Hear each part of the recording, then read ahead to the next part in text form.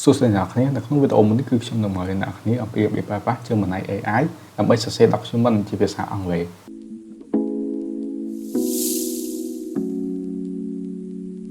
នឹងអ្នកនរគ្នាបើសិនជាអ្នកនរគ្នាពេញចិត្តជាមួយនឹងការបង្រៀនរបស់ខ្ញុំអ្នកនរគ្នាអាចធ្វើការ donate បានតាមរយៈ QR នៅខាងក្រោមអូខេអញ្ចឹងជាដំបូងគឺយើងមាន Google បន្តមកទៀតយើងសរសេរពាក្យថាជើងបណ្ណាញអញ្ចឹងយើងគ្រាន់តែសរសេរ GE វាចេញមកឲ្យយើងហើយគឺ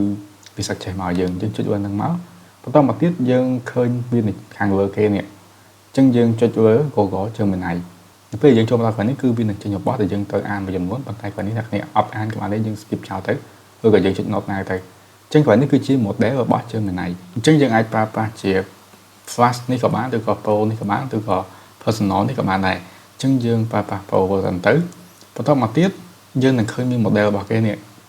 ជា model របស់នេះគឺសុទ្ធតែជា model ដែលយើងប្រើប្រាស់ដើម្បីយើងសរសេរជា script អីមួយចឹងទៅប៉ុន្តែក្នុងករណីនេះគឺយើងនឹងប្រើប្រាស់វាដើម្បីសរសេរឲ្យ team ធ្វើ homework ធ្វើផ្សេងៗអញ្ចឹងឧទាហរណ៍ថាគ្រូបានដាក់ឲ្យ team មកអ្នកគ្នាដែលធានបត់គឺនិយាយអំពី daily ចឹងទៅ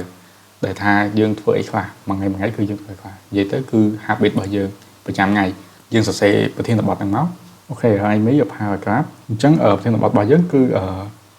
យើងឲ្យវាសរសេរ paragraph ដែលនិយាយអំពីសិស្សនៅទម្លាប់ប្រចាំថ្ងៃរបស់យើងជាសិស្សសកលហើយបន្តមកជំនាញដែលយើងសិក្សាគឺជាជំនាញអីចឹងទៅអញ្ចឹងតែប៉ុណ្្នឹងវាយល់ហើយអញ្ចឹងយើងអាចដាក់ double quote កន្លែងនេះមួយមកដើម្បីយើងសម្គាល់ថាវាជាប្រធានបទអញ្ចឹងកន្លែងនេះយើងដាក់ double quote ដែរមកអូខេអញ្ចឹង double quote ប៉ុណ្ណេះមានន័យថាវាជាប្រធានបទតែអញ្ចឹងនៅពេលដែលយើងសិនទៅវានឹងចាប់យកកន្លែងហ្នឹងជាប្រធានបទហើយវានឹងសរសេរឲ្យយើងជា paragraph អញ្ចឹងយើងចុចលើហ្នឹងមកអញ្ចឹងបន្ទាប់ពីយើងបាន submit ហើយយើងធ្វើការចាំ template វានឹងធ្វើការឲ្យជា document ឲ្យយើងអូខេsorry វានឹងឲ្យជា paragraph ឲ្យយើងអញ្ចឹង paragraph របស់យើងគឺប៉ុណ្ណេះហើយបើយើងចង់បានវែងចង់បានខ្លីអីយើងប្រាប់វាតាមចិត្តរបស់យើងទៅអញ្ចឹងវានឹងgenerate មកឲ្យយើងហើយអញ្ចឹងយើងអាចពិនិត្យមើល clear chrome អីបានហើយ paragraph ទាំងអស់ហ្នឹងគឺវាមិនប្រាប់ថា grammar វាត្រូវអីទេប៉ុន្តែអ្នកគ្នាអាចយកវាទៅ check grammar បាននិយាយទៅគឺយើងអាចប្រើការបានអញ្ចឹងបន្តមកទៀតនៅពេលយើងចង់ convert ទៅជា doc តែយើងធ្វើដូចនេះអញ្ចឹងអូមកខាងក្រោមយើងនឹងឃើញមានកន្លែងនេះពាក្យថា share and export អញ្ចឹងយើងចុចលើហ្នឹងមកបន្តមកទៀតយើងនឹងឃើញពាក្យថា export to doc អញ្ចឹងយើងចុចលើហ្នឹងមួយទៀតមកអញ្ចឹងបន្ទាប់ពីយើងចុច export to doc យើងចាំមកទទួលវានឹងចេញពាក្យថា open doc ឲ្យយើងចុចលើហ្នឹងទៀតទៅអញ្ចឹងមកដល់កន្លែងនេះគឺវានឹងចេញជាទម្រង់ paragraph ឲ្យយើងហើយអញ្ចឹងយើងអាចបន្ថែម clear chrome មកទៅដូចជាយើងដាក់មកថា topic របស់យើងពីអីអញ្ចឹង topic របស់យើងគឺជីវិតនៅសាកលវិទ្យាល័យអញ្ចឹងយើងអាចចុចលើនេះតោះអូខេយើងយកវាមកកន្លែង doc របស់យើងវិញ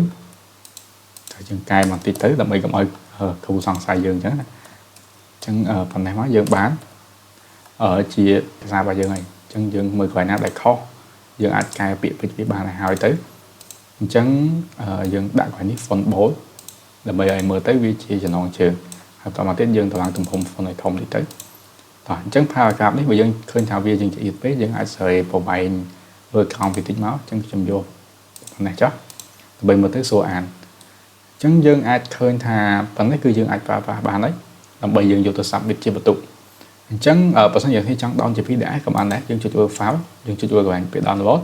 បន្តមកទៀតយើងឃើញថាមានជា PDF document អញ្ចឹងយើងចុច download ហ្នឹងទៅយើងអាចបើកជា PDF បានហើយយើងអាចប្រើជា Word ក៏បានដែរអ្នកគ្នាអញ្ចឹងចំណុចទាំងអស់ហ្នឹងគឺយើងប្រើប្រាស់ជាផ្លូវការបានជាទៅគឺយើងប្រើវាក្នុងលក្ខណៈយកជាការបានអញ្ចឹងអូខេអញ្ចឹងវីដេអូមួយនេះគឺមានតែប៉ុណ្្នឹងទេអរគុណច្រើន